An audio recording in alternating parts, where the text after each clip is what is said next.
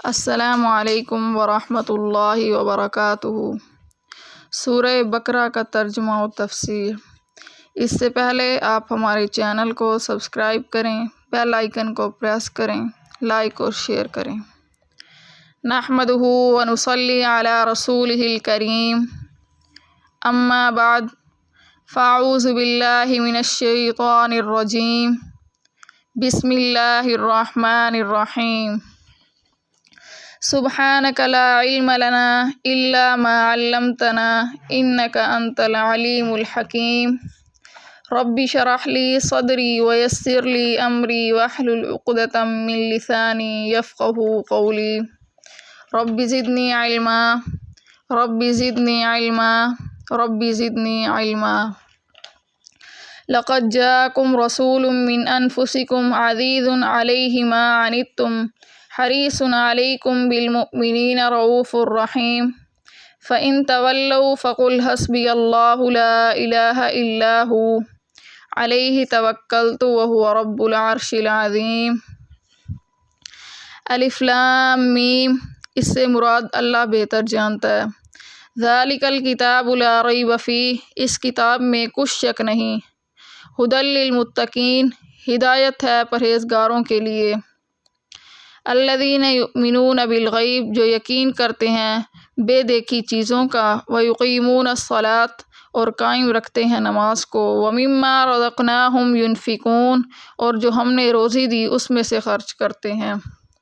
والذین یؤمنون بما انزل الیک وما انزل من قبلک، اور وہ لوگ جو ایمان لائے اس پر کہ جو کچھ نازل ہوا تیری طرف اور اس پر کہ جو کچھ نازل ہوا تجھ سے پہلے۔ وبالآخرۃ ھم یوقنون، اور آخرت کو وہ یقینی جانتے ہیں۔ اولئک علی ھدی من ربہم، وہی لوگ ہیں ہدایت پر اپنے پروردگار کی طرف سے۔ واولئک ھم المفلحون، اور وہی ہیں مراد کو پہنچنے والے۔ اس سورت کا نام سورہ بقرہ ہے، اور اس نام سے حدیث اور آثار صحابہ میں اس کا ذکر موجود ہے۔ جس روایت میں سورہ بقرہ کو کہنے کو منع کیا ہے وہ صحیح نہیں ہے۔ سورہ بقرہ کی آیات 286 ہیں اور کلمات 6221 اور حروف 25500 ہیں۔ یہ سورت مدنی ہے، یعنی ہجرت مدینہ طیبہ کے بعد نازل ہوئی، اگرچہ اس کی بعض آیات مکہ مکرمہ میں حج کے وقت نازل ہوئی ہیں، مگر وہ بھی باصطلاح مفسرین مدنی کہلاتی ہیں۔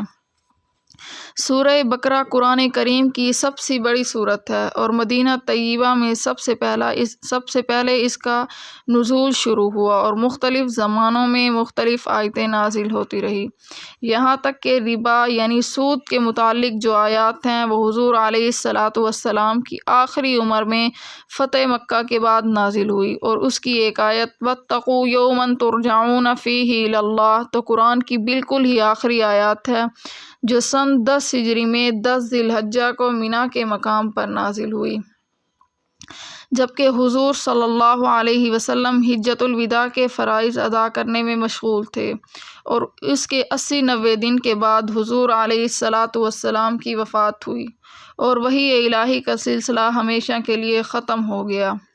یہ قرآن کریم کی سب سے بڑی سورت ہے اور بہت سے احکام پر مشتمل ہے۔ رسول اللہ صلی اللہ علیہ وسلم نے ارشاد فرمایا کہ سورہ بقرہ کو پڑھا کرو، کیونکہ اس کا پڑھنا برکت ہے اور اس کا چھوڑنا حسرت اور بد نصیبی ہے، اور اہل باطل اس پر قابو نہیں پا سکتے۔ حضرت معاویہ سے نقل کیا ہے کہ اس جگہ اہل باطل سے مراد جادوگر ہیں۔ مراد یہ ہے کہ اس سورت کے پڑھنے والے پر کسی کا جادو نہ چلے گا، اور حضور علیہ الصلاۃ والسلام نے فرمایا کہ جس گھر میں سورہ بقرہ پڑھی جائے شیطان وہاں سے بھاگ جاتا ہے۔ رسول اللہ صلی اللہ علیہ وسلم نے فرمایا سورہ بقرہ سنام القرآن اور ذروۃ القرآن ہے۔ سنام وہ ذرہ ہے، ہر چیز کے لیے اعلیٰ و افضل حصے کو کہا جاتا ہے۔ اس کی ہر آیت کے نزول کے وقت 80 فرشتے اس کے جلوے میں نازل ہوئے ہیں۔ حضرت ابو ہریرہ رضی اللہ تعالی عنہ کی ایک حدیث میں ہے کہ اس سورت میں ایک آیت ایسی ہے جو تمام قرآنی آیات میں اشرف و افضل ہے، اور وہ آیت الکرسی ہے۔ حضرت عبداللہ بن مسعود رضی اللہ تعالیٰ عنہ نے فرمایا کہ سورہ بقرہ کی 10 آیتیں ایسی ہیں کہ اگر کوئی شخص ان کو رات میں پڑھ لے تو اس رات کو جن شیاطین گھر میں داخل نہ ہوگا اور اس کو اور اس کے اہل عیال کو اس رات میں کوئی آفت، بیماری، رنج و غم وغیرہ کوئی ناگوار چیز پیش نہ آئے گی، اور اگر یہ آیتیں کسی مجنون پر پڑھی جائیں تو اس کو افاقہ ہو جائے گا۔ وہ 10 آیتیں یہ ہیں، یہ 4 آیتیں شروع کی سورہ بقرہ کی، پھر 3 آیتیں درمیانی یعنی آیت الکرسی کی، اور اس کے بعد کی 2 آیتیں، پھر آخر سورہ بقرہ کی 3 آیتیں۔ اب ہم چلتے ہیں سورہ بقرہ کی تفسیر کی طرف۔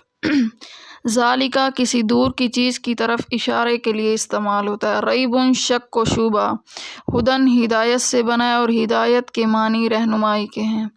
متقین جن میں صفت تقوی ہو، تقوی کے لفظی معنی بچنے کے ہیں، مراد اللہ تعالیٰ کی نافرمانی سے بچنا ہے۔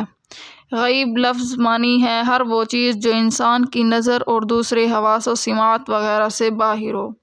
یقیمون اقامت سے بنا ہے جس کے معنی سیدھا کرنے کے ہیں، اور نماز کا سیدھا کرنا یہ ہے کہ آداب اور خشوع و خضوع کے ساتھ ادا کی جائے۔ رزقناہم رزق سے بنا ہے جس کے معنی ہے روزی اور گزارے کا سامان دینا۔ ینفقون انفاق سے بنا ہے خرچ کرنے کے معنی میں آتا ہے۔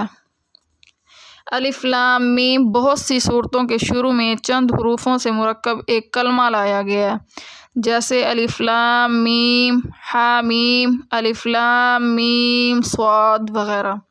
ان کو اصطلاح میں حروف مقطعات کہا جاتا ہے۔ ان میں سے ہر حرف جدا جدا ساکن پڑھا جاتا ہے۔ حروف مقطعات جو وائل سورہ میں آئے ہیں ان کے متعلق بعض مفسرین نے فرمایا کہ یہ ان صورتوں کے نام ہیں کہ بعض حضرات نے فرمایا کہ اسماء الہی کے رموز ہیں، مگر جمہور صحابہ و تابعین اور علماء امت کے نزدیک راجح یہ ہے کہ یہ حروف رموز اور اسرار ہیں جس کا علم سوائے اللہ تعالیٰ کے کسی کو نہیں ہو سکتا۔ رسول اللہ صلی اللہ علیہ وسلم کو اس کا علم بطور ایک راز کے دیا گیا ہو جس کی تبلیغ امت کے لیے روک دی گئی ہو، اسی لیے حضور علیہ الصلاۃ والسلام سے ان حروف کی تفسیر و تشریح میں کچھ منقول نہیں۔ حضرت ابوبکر صدیق، فاروق اعظم، عثمان غنی، علی المرتضیٰ، عبداللہ بن مسعود وغیرہ جمہور صحابہ کا ان حروف کے متعلق یہی عقیدہ تھا کہ یہ اللہ تعالیٰ کے اسرار ہیں۔ ہمیں ان پر ایمان لانا چاہیے کہ اللہ تعالیٰ کی طرف سے آئے ہیں، اور جس طرح آئے ہیں ان کی تلاوت کرنا چاہیے، مگر معنی معلوم کرنے کی فکر میں پڑنا درست نہیں۔ ذالک الکتاب لا ریب فیہ، لفظ ذالکہ کسی دور کی چیز کی طرف اشارے کے لیے آتا ہے، اور کتاب ان سے مراد قرآن کریم ہے۔ ریب کے معنی شک و شبے کے ہیں۔ یہ کتاب ایسی ہے جس میں کوئی شک و شبہ نہیں۔ یہ موقع بظاہر اشارہ بعید کا نہیں تھا، کیونکہ اسی قرآن کی طرف اشارہ کرنا مقصود ہے جو لوگوں کے سامنے ہے، مگر اشارہ بعید سے اس کی طرف اشارہ پایا جاتا ہے کہ سورہ فاتحہ میں جس صراط مستقیم کی درخواست کی گئی تھی، یہ سارا قرآن اس درخواست کا جواب بصورت قبولیت اور صراط مستقیم کی تشریح و تفصیل ہے، جس کا حاصل یہ ہے کہ ہم نے یہ دعا سن لی اور قرآن بھیج دیا جو ہدایت کا آفتاب ہے۔ جو شخص ہدایت چاہتا ہے وہ اس کو پڑھے، سمجھے اور اس کے مقتضا پر عمل کرے۔ اور پھر اس کے متعلق ارشاد ہے کہ اس میں کوئی شک و شبہ نہیں، کیونکہ کسی کلام میں شک و شبہ کی 2 صورتیں ہوتی ہیں۔ ایک یہ کہ خود کلام میں غلطی ہو تو وہ کلام محض شک و شبہ ہو جاتا ہے، دوسرے یہ کہ سمجھنے والے کی فہم میں غلطی ہو، اس صورت میں کلام محض شک و شبہ نہیں ہوتا۔ گویا غلط فہمی یا کم فہمی کی وجہ سے کسی کو شبہ ہو جائے، جس کا ذکر خود قرآن کریم میں چند آیتوں میں آیا ہے۔ ان کنتم فی ریب میں آیا ہے، اسی لیے ہزاروں کم فہموں یا غلط فہموں کے شبہات و اعتراضات کے باوجود یہ کہنا صحیح ہے کہ اس کتاب میں کسی شک و شبے کی گنجائش نہیں ہے۔ ھدی للمتقین، ہدایت سے ہے خدا سے ڈرنے والوں کے لیے، یعنی مخصوص ہدایت جو نجات کا ذریعہ ہے۔ وہ نجات جو نجات اخروی ہے وہ متقین ہی کا حصہ ہے۔ اگرچہ قرآن کی ہدایت نہ صرف بنی نوح کے لیے ہے بلکہ تمام کائنات عالم کے لیے عام ہے۔ ہدایت کے 3 درجے ہیں۔ ایک درجہ تمام بنی نوع انسان بلکہ تمام حیوانات وغیرہ کے لیے بھی عام اور شامل ہے۔ دوسرا درجہ مومنین کے لیے خاص ہے اور تیسرا درجہ مقربین خاص کے لیے مخصوص ہے۔ پھر اس کے درجات کی کوئی حد و انتہا نہیں ہے۔ قرآن کریم کے مختلف مواقع میں کہیں ہدایت عامہ کا ذکر آیا، کہیں ہدایت خاصہ کا۔ اس جگہ ہدایت خاصہ کا ذکر ہے، اسی لیے متقین کی تخصیص کی گئی ہے۔ اس پر یہ شبہ نہیں ہونا چاہیے کہ ہدایت کی زیادہ ضرورت تو ان لوگوں کو ہے جو متقی نہیں ہیں۔ اس کے بعد 2 آیتوں میں متقین کی مخصوص صفت و علامات بیان کر کے یہ بتا دیا گیا ہے کہ یہ جماعت ہدایت یافتہ ہے، ان کا راستہ صراط مستقیم ہے۔ جس کو سیدھا راستہ مطلوب ہو اس جماعت میں شامل ہو جائے، ان کے ساتھ رہے، ان کے عقائد و نظریات، اعمال و اخلاق کو اپنا نصب العین بنائے۔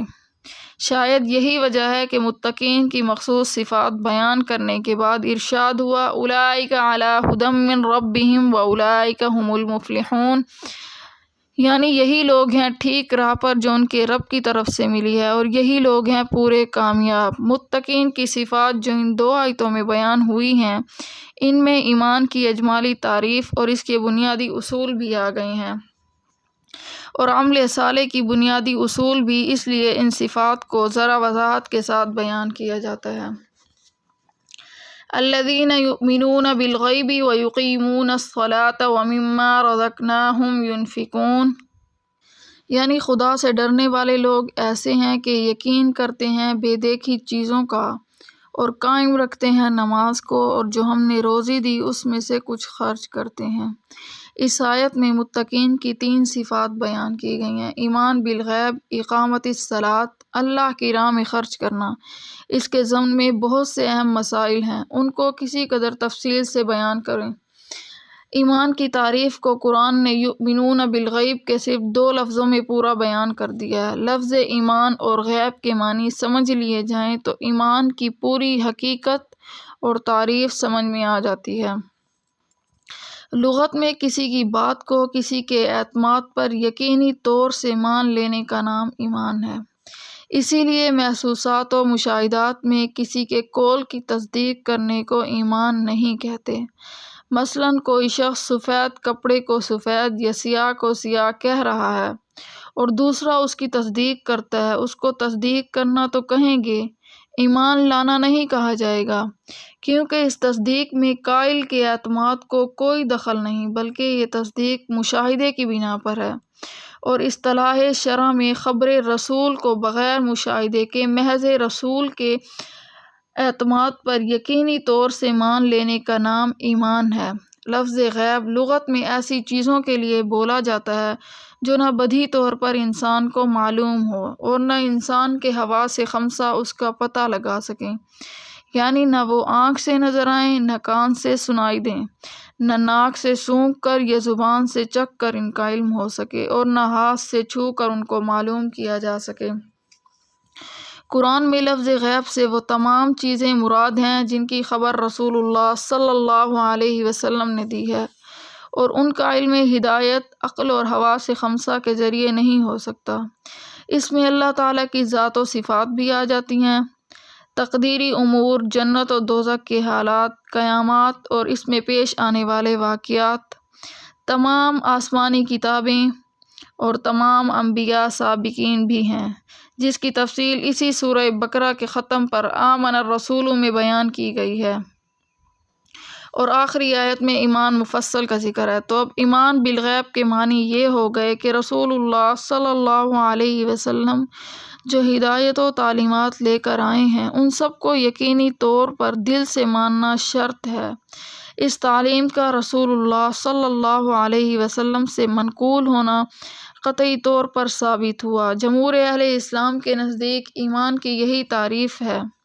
اس تعریف میں ماننے کا نام ایمان بتلایا گیا۔ اس سے یہ بھی معلوم ہو گیا کہ محض جاننے کو ایمان نہیں کہتے، کیونکہ جہاں تک جاننے کا تعلق ہے وہ تو ابلیس و شیطان اور بہت سے کفار کو بھی حاصل ہے کہ ان کو حضور صلی اللہ علیہ وسلم کے صدق کا یقین تھا مگر اس کو ماننا نہیں، اسی لیے وہ مومن نہیں۔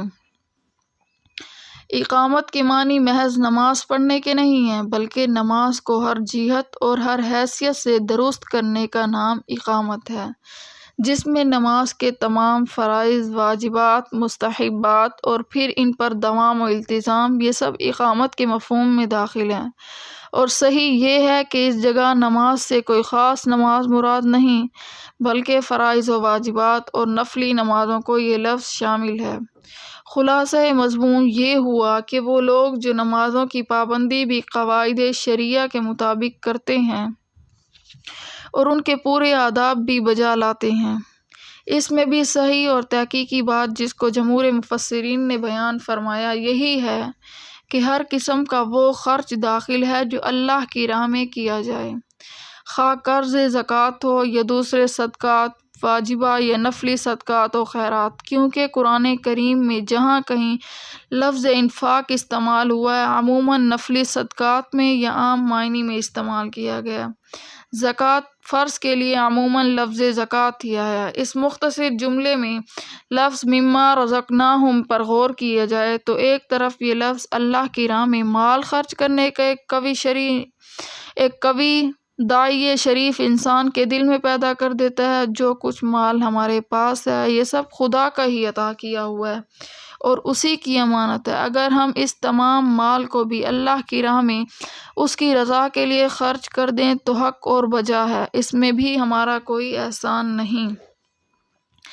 اس پہ مزید اضافہ لفظ مما نے کر دیا ہے جس کے معنی یہ ہیں کہ ہمارے دیے ہوئے مال کو بھی پورا خرچ کرنا نہیں بلکہ اس کا کچھ حصہ خرچ کرنا ہے۔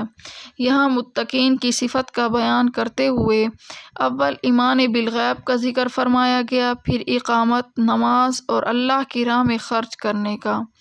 ایمان کی اہمیت تو سب کو معلوم ہے، وہی اصل الاصول اور سارے اعمال کی مقبولیت کا دار و مدار ہے، لیکن جب ایمان کے ساتھ اعمال کا بیان کیا جائے تو ان کی فہرست طویل اور فرائض و واجبات کی تعداد کثیر ہے۔ یہاں یہ سوال پیدا ہوتا ہے کہ اعمال میں سے صرف 2 عمل نماز اور انفاق مال کے ذکر پر اکتفا کرنے میں کیا راز ہے؟ اس میں غالباً اسی طرف اشارہ ہے کہ جتنے اعمال انسان پر فرض یا واجب ہیں ان کا تعلق یا انسان کی ذات اور بدن سے ہے یا اس کے مال سے۔ بدنی اور ذاتی عبادات میں سب سے اہم نماز کا ذکر ہے، اس کا ذکر کرنے پر اکتفا کیا گیا، اور مالی عبادات سب کی سب لفظ انفاق میں داخل ہیں، اس لیے در حقیقت یہ تنہا 2 اعمال کا ذکر نہیں بلکہ تمام اعمال و عبادات ان کے ضمن میں آ گئے، اور پوری آیت کے یہ معنی ہو گئے کہ متقین وہ لوگ ہیں جن کا ایمان بھی کامل ہے اور عمل سبھی، اور ایمان و عمل کے مجموعے کا نام ہی اسلام ہے۔ اس آیت میں ایمان کی مکمل تعریف کے ساتھ اسلام کے مفہوم کی طرف بھی اشارہ ہو گیا، اس لیے مناسب معلوم ہوا کہ اس جگہ اس کی بھی وضاحت کر دی جائے کہ ایمان اور اسلام میں کیا فرق ہے۔ لغت میں ایمان کسی چیز کے دل سے تصدیق کرنے کا نام ہے اور اسلام اطاعت و فرما برداری کا۔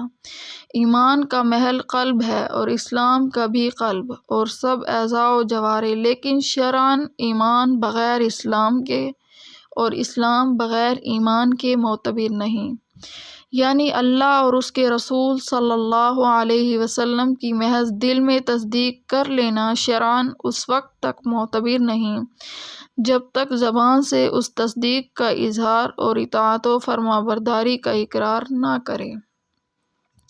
اسی طرح زبان سے تصدیق کا اظہار یا فرما برداری کا اقرار اس وقت تک معتبر نہیں جب تک دل میں اللہ اور اس کے رسول صلی اللہ علیہ وسلم کی تصدیق نہ ہو۔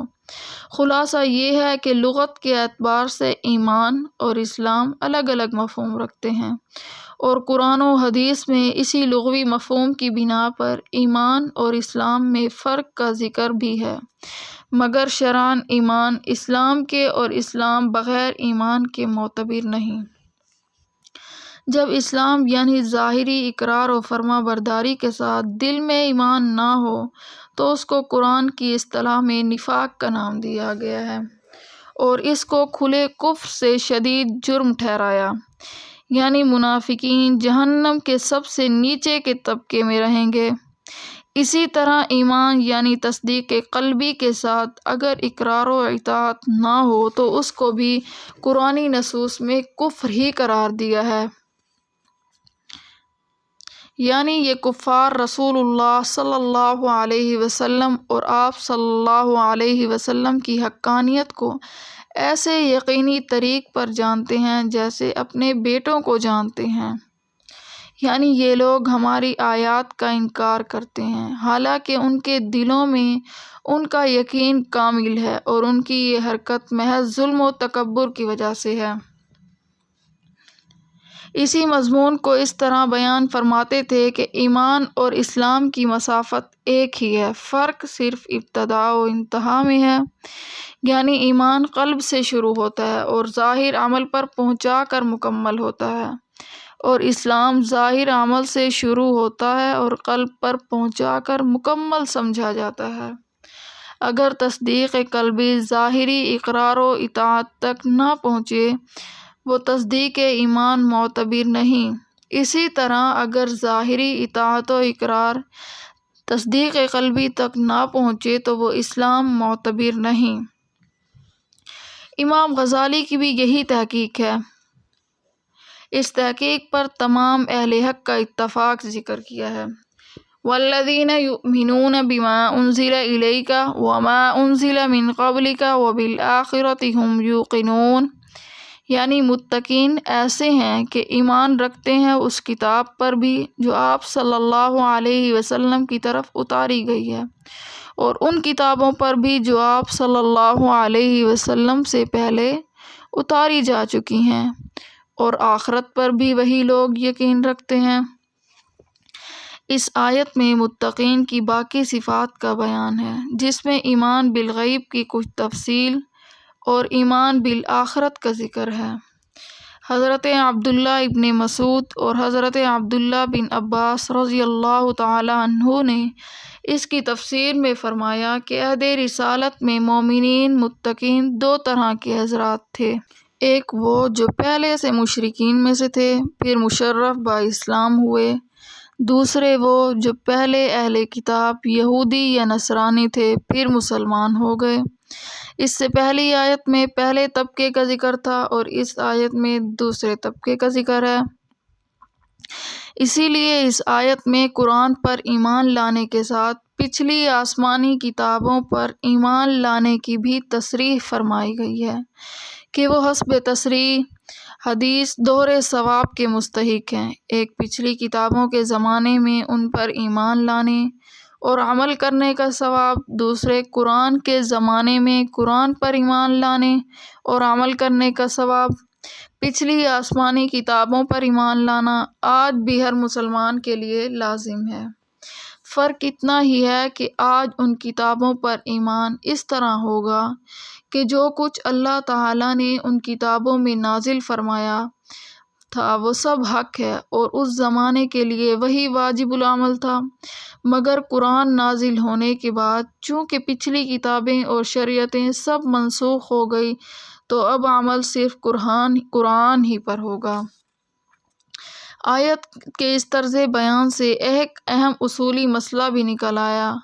حضور علیہ الصلاۃ والسلام آخری نبی ہیں اور آپ صلی اللہ علیہ وسلم کی وحی آخری وحی ہے، کیونکہ اگر قرآن کے بعد کوئی اور کتاب یا وحی بھی نازل ہونے والی ہوتی تو جس طرح اس آیت میں پچھلی کتابوں اور وحی پر ایمان لانا ضروری قرار دیا گیا ہے، اسی طرح آئندہ نازل ہونے والی کتاب اور وحی پر ایمان لانے کا ذکر بھی ضروری ہوتا، بلکہ اس کی ضرورت زیادہ تھی، کیونکہ تورات و انجیل اور تمام کتب سابقہ پر ایمان لانا تو پہلے سے جاری اور معلوم تھا۔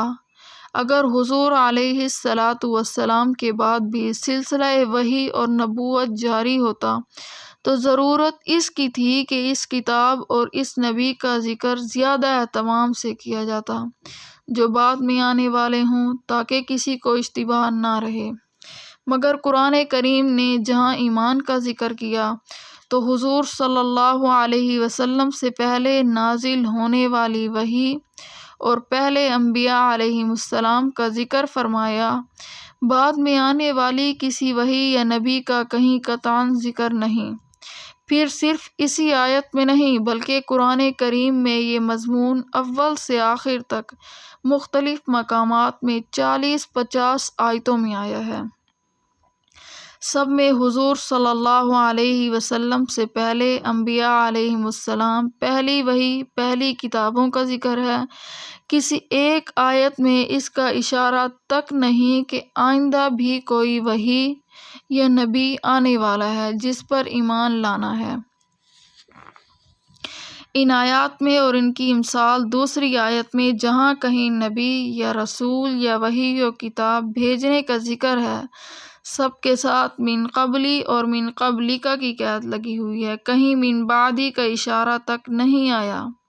اگر ختم نبوت اور انقطاع وحی کا دوسری آیت میں صراحتاً ذکر نہ ہوتا تو قرآن کا یہ طرز ہی اسی مضمون کی شہادت کے لیے کافی تھا۔ اس آیت میں متقین کی دوسری صفت یہ بیان فرمائی گئی ہے کہ وہ آخرت پر ایمان رکھتے ہیں۔ آخرت سے مراد وہ دار آخرت ہے جس کو قرآن میں دار القرار اور دار الحیوان اور عقبہ کے نام سے بھی ذکر کیا گیا ہے، اور پورا قرآن اس کے ذکر اور اس کے ہولناک حوالات سے بھی بھرا ہوا ہے۔ آخرت پر ایمان لانا اگرچہ ایمان بالغیب کے لفظ میں آ چکا ہے، مگر اس کو پھر صراحتاً اس لیے ذکر کیا گیا کہ یہ اجزائے ایمان میں اس حیثیت سے سب میں اہم جز ہے کہ مقتضائے ایمان پر عمل کا جذبہ پیدا کرنا اسی کا اثر ہے، اور اسلامی عقائد میں یہی وہ انقلابی عقیدہ ہے جس نے دنیا کی کایا پلٹ کر رکھ دی، اور جس نے آسمانی تعلیم پر عمل کرنے والوں کو پہلے اخلاق و اعمال میں اور پھر دنیا کی سیاست میں بھی تمام اقوام عالم کے مقابلے میں ایک امتیازی مقام عطا فرمایا، اور جو عقیدہ توحید و رسالت کی طرح تمام انبیاء علیہم السلام اور تمام شرع میں مشترک اور متفق علیہ چلا آتا ہے۔ وجہ ظاہر ہے کہ جن لوگوں کے سامنے صرف دنیا کی زندگی اور اسی کی عیش و عشرت ان کا انتہائی مقصود ہے، اسی کی تکلیف کو تکلیف سمجھتے ہیں، آخرت کی زندگی اور اعمال کے حساب و کتاب اور جزا و سزا کو وہ نہیں مانتے، وہ جب جھوٹ سچ اور حلال و حرام کی تفریق کو اپنی عیش و عشرت میں خلل انداز ہوتے دیکھیں تو ان کو جرائم سے روکنے والی کوئی چیز باقی نہیں رہتی۔ حکومت کی تعزیری قوانین قطعاً انسداد جرم اور اصلاح اخلاق کے لیے کافی نہیں۔ عادی مجرم تو ان سزاؤں کے عادی ہو ہی جاتے ہیں۔ کوئی شریف انسان اگر تعزیری سزا کے خوف سے اپنی خواہشات کو ترک بھی کرے تو اس حد تک کہ اس کو حکومت کی داروگیر کا خطرہ ہو، خلوتوں میں اور رازدارانہ طریقوں پر جہاں حکومت اور اس کے قوانین کی رسائی نہیں، اسے کون مجبور کر سکتا ہے کہ اپنی عیش و عشرت اور خواہشات کو چھوڑ کر پابندیوں کا طوق اپنے گلے میں ڈال لے؟ ہاں، وہ صرف عقیدہ آخرت اور خوف خدا ہی ہے جس کی وجہ سے انسان کی ظاہری اور باطنی حالات جلوت و خلوت میں یکساں ہو سکتی ہے۔ وہ یقین رکھتا ہے کہ مکان کے بند دروازوں اور ان پر پہرے داروں میں اور رات کی تاریکیوں میں بھی کوئی دیکھنے والا مجھے دیکھ رہا ہے، کوئی لکھنے والا میرے اعمال کو لکھ رہا ہے۔ یہی وہ عقیدہ تھا جس پر پورا عمل کرنے کی وجہ سے اسلام کے ابتدائی دور میں ایسا پاک باز معاشرہ پیدا ہوا کہ مسلمانوں کی صورت دیکھ کر، چال چلن دیکھ کر لوگ دل و جان سے اسلام کے گرویدہ ہو جاتے تھے۔ یہاں یہ بات بھی قابل نظر ہے کہ اس آیت میں بالآخرتی کے ساتھ یؤمنون نہیں بلکہ یوقنون استعمال فرمایا گیا ہے، کیونکہ ایمان کا مقابل تکذیب ہے اور یقین کا مقابل شک و تردد۔ اس میں اشارہ ہے کہ آخرت کی زندگی کی محض تصدیق کرنا مقصد کو پورا نہیں کرتا، بلکہ اس کا ایسا یقین ضروری ہے جیسے کوئی چیز آنکھ کے سامنے ہو۔ متقین کی یہی صفت ہے کہ آخرت میں حق تعالیٰ کے سامنے پیشی اور حساب و کتاب، پھر جزا و سزا کا نقشہ ہر وقت ان کے سامنے رہتا ہے۔ وہ شخص جو دوسروں کا حق غصب کرنے کے لیے جھوٹے مقدمے لڑتا ہے، جھوٹی گواہی دے رہا ہے، اللہ تعالیٰ کے فرمان کے خلاف حرام مال کمانے اور کھانے میں لگا ہوا ہے، یا دنیا کے ذلیل مقاصد حاصل کرنے کے لیے خلاف شرع ذرائع اختیار کر رہا ہے، وہ 1000 بار آخرت پر ایمان لانے کا اقرار کرے اور ظاہری شریعت میں اس کو مومن کہا بھی جائے، لیکن قرآن جس ایقان کا مطالبہ کرتا ہے وہ اسے حاصل نہیں، اور وہی انسان کی زندگی میں انقلاب لانے والی چیز ہے۔ اسی کے نتیجے میں متقین کو ہدایت اور کامیابی کا وہ انعام دیا گیا جس کا ذکر سورہ بقرہ کی 5ویں آیات میں ہے، اولئک علی ھدی من ربہم واولئک ھم المفلحون، یعنی بس یہی لوگ ہیں ٹھیک راہ پر جو ان کے پروردگار کی طرف سے ملی ہے، اور یہ لوگ ہیں پورے کامیاب۔ ان الذین کفروا سواء علیہم اانذرتہم ام لم تنذرہم لا یؤمنون، بے شک جو لوگ کافر ہو چکے برابر ہیں ان کو تو ڈرائے یا نہ ڈرائے، وہ ایمان نہ لائیں گے۔ ختم اللہ علی قلوبہم وعلی سمعہم، مہر کر دی اللہ نے ان کے دلوں پر اور ان کے کانوں پر، وعلی ابصارہم غشاوۃ، اور ان کی آنکھوں پر پردہ ہے، وَلَهُمْ عَذَابٌ عَظِيمٌ، اور ان کے لیے بڑا عذاب ہے۔ سورہ بقرہ کی پہلی 5 آیتوں میں قرآن کریم کا کتاب ہدایت اور ہر شک و شبے سے بالاتر ہونے کے بیان کرنے کے بعد ان خوش نصیب لوگوں کا ذکر تھا جنہوں نے اس کتاب ہدایت سے پورا فائدہ اٹھایا، جن کو قرآن کی اصطلاح میں مومنین اور متقین کا لقب دیا گیا ہے، اور ان حضرات کی مخصوص صفت و علامات بھی بیان کی گئی۔ اس کے بعد 15 آیتوں میں ان لوگوں کا ذکر ہے جنہوں نے اس ہدایت کو قبول نہیں کیا بلکہ انکار و عناد سے پیش آئے۔ پھر ان لوگوں میں 2 گروہ تھے، ایک وہ جنہوں نے کھل کر انکار و مخالفت کا راستہ اختیار کیا، جن کو قرآن کی اصطلاح میں کافر کہا گیا ہے، دوسرے وہ لوگ جو اپنی اخلاقی پستی اور دنیا کے ذلیل اغراض کی بنا پر جرأت بھی نہ کر سکے کہ اپنے ضمیر کی آواز اور دلی عقیدے کو صاف طور پر ظاہر کر دیتے، بلکہ دھوکہ اور فریب کی راہ اختیار کی۔ مسلمانوں سے یہ کہتے کہ ہم مسلمان ہیں، قرآن اور اس کی ہدایت کو مانتے ہیں تو ہمارے ساتھ ہیں، اور دلوں میں ان کے کفر و انکار تھا، کفار کی مجلسوں میں جا کر یہ کہتے کہ ہم تمہارے عقیدے پر اور تمہارے ساتھ ہیں، مسلمانوں کو دھوکہ دینے اور ان کے راز معلوم کرنے کے لیے ہم ان سے ملتے ہیں۔ اس گروہ کا نام قرآن کی اصطلاح میں منافق ہے۔ یہ 15 آیتیں ہیں جو قرآن کو نہ ماننے والوں کے متعلق نازل ہوئی ہیں۔ ان میں سے مذکورہ 2 آیتوں میں کھلے کافروں کا ذکر ہے، اور آگے 13 آیتوں میں منافقین کا ذکر اور ان کے متعلق حالات و علامات اور ان کا انجام مذکور ہے۔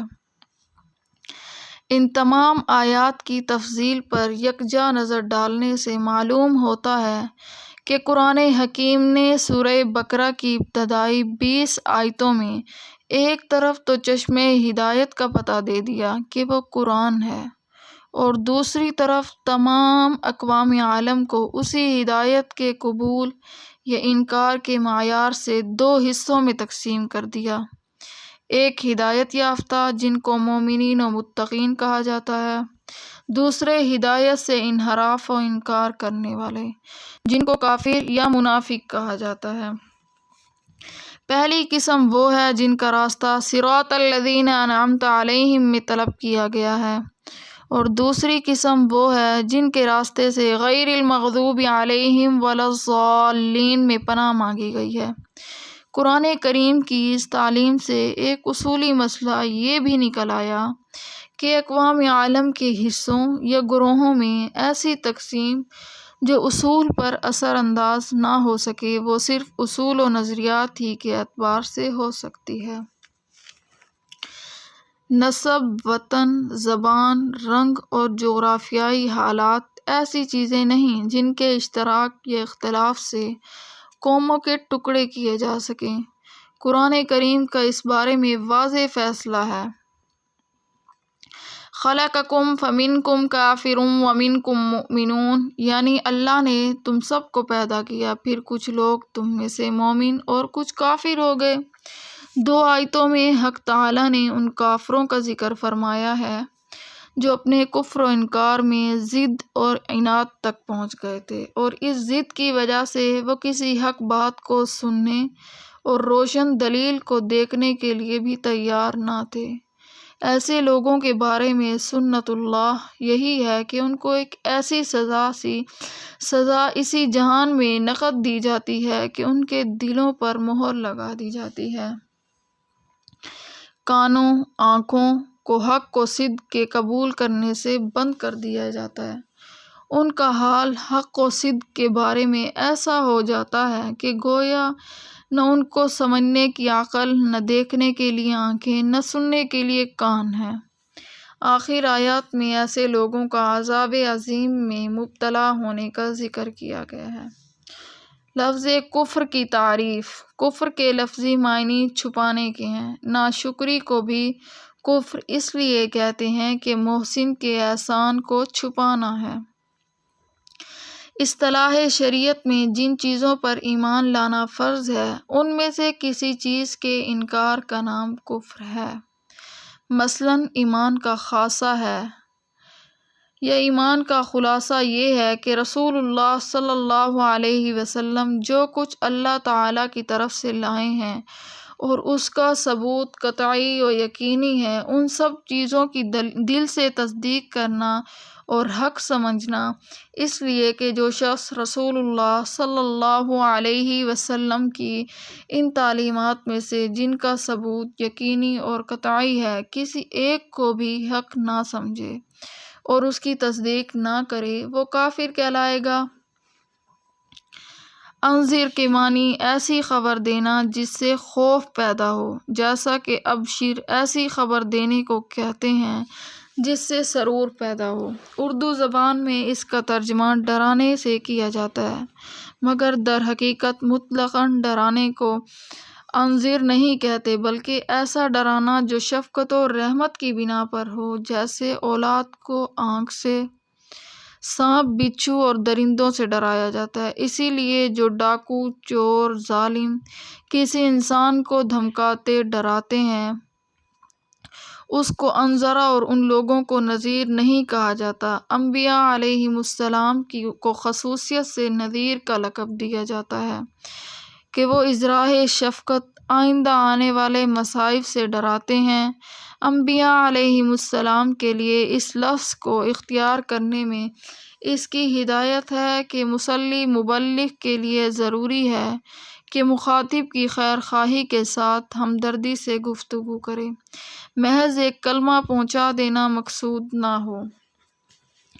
اس آیت میں رسول اللہ صلی اللہ علیہ وسلم کو تسلی دینے کے لیے یہ بتایا گیا ہے کہ یہ ضدی اور معاند کفار جو حقیقت کو پہچاننے کے باوجود کفر و انکار پر جمے ہوئے ہیں یا اپنے تکبر اور کجرائی کی بنا پر کسی حق بات کو سننے اور روشن دلائل کو دیکھنے کے لیے تیار نہیں، ان کی اصلاح اور ایمان کے متعلق جو آپ صلی اللہ علیہ وسلم کوشش کرتے ہیں ان کے لیے مؤثر ثابت نہ ہوگی، بلکہ آپ صلی اللہ علیہ وسلم کا کوشش کرنا اور نہ کرنا ان کے حق میں برابر ہے۔ اس کی وجہ اگلی آیت میں یہ بتائی گئی ہے کہ اللہ تعالیٰ نے ان کے دلوں اور کانوں پر مہر لگا دی ہے اور ان کی آنکھوں پر پردہ پڑا ہوا ہے، سوچنے سمجھنے کے جتنے راستے تھے وہ سب بند ہیں، اس لیے ان سے اصلاح کی توقع رکھنا درد سری ہے۔ کسی چیز پر مہر اس لیے لگائی جاتی ہے کہ باہر سے کوئی چیز اس میں داخل نہ ہو سکے۔ ان کے دلوں اور کانوں پر مہر لگانے کا یہی مطلب ہے کہ ان میں قبول حق کی کوئی گنجائش باقی نہیں رہی۔ ان کی اس حالت کو دلوں اور کانوں پر تو مہر کرنے سے تعبیر فرمایا ہے، مگر آنکھوں کے لیے مہر کے بجائے پردہ پڑنے کا ذکر کیا گیا ہے۔ اس میں حکمت یہ ہے کہ دلوں میں آنے والا کوئی مضمون یا کوئی فکر و خیال کسی ایک سمت سے نہیں آتا، ہر طرف سے آ سکتا ہے۔ اسی طرح کانوں میں پہنچنے والی آواز بھی ہر سمت اور ہر جہت سے آ سکتی ہے۔ ان کی بندش جب ہی ہو سکتی ہے کہ جب ان پر مہر کر دی جائے، بخلاف آنکھوں کے کہ ان کا ادراک صرف ایک سمت یعنی سامنے سے ہو سکتا ہے، اور جب سامنے پردہ پڑ جائے تو آنکھوں کا ادراک ختم ہو جاتا ہے۔ ان دو آیتوں سے معلوم ہوا کہ کفار اور ہر گناہ کی اصل سزا تو آخرت میں ملے گی، مگر بعض گناہوں کی کچھ سزا دنیا میں بھی مل جاتی ہے۔ پھر یہ دنیا کی سزا بعض اوقات یہ شکل اختیار کرتی ہے کہ اصلاح حال کی توفیق سلب ہو جاتی ہے۔ انسان آخرت کے حساب و کتاب سے بے فکر ہو کر اپنی نافرمانیوں اور گناہوں میں مبتلا ہو جاتا ہے، اور اس کی برائی کا احساس بھی اس کے دل سے جاتا رہتا ہے۔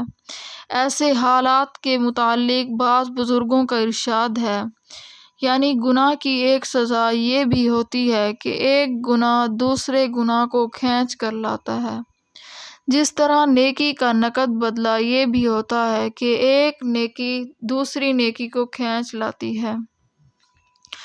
اور حدیث میں ہے کہ انسان جب کوئی گناہ کرتا ہے تو اس کے قلب پر ایک سیاہ نقطہ لگ جاتا ہے، اور جس طرح سفید کپڑے پر ایک سیاہ نقطہ انسان کو ناگوار نظر آتا ہے، پہلا نقطہ گناہ سے بھی انسان پریشان ہوتا ہے، لیکن اگر اس نے اس گناہ سے توبہ نہ کی اور دوسرا گناہ کر لیا تو ایک دوسرا نقطہ سیاہ لگ جاتا ہے، اور اسی طرح ہر گناہ پر سیاہ نقطے لگتے چلے جاتے ہیں، یہاں تک کہ یہ سیاہی سارے قلب پر محیط ہو جاتی ہے، اور اب اس کا یہ حال ہو جاتا ہے کہ وہ نہ کسی اچھی چیز کو اچھا سمجھ سکتا ہے، نہ بری چیز کو برا، غرضے کہ نیکی بدی کا امتیاز اس کے دل سے اٹھ جاتا ہے۔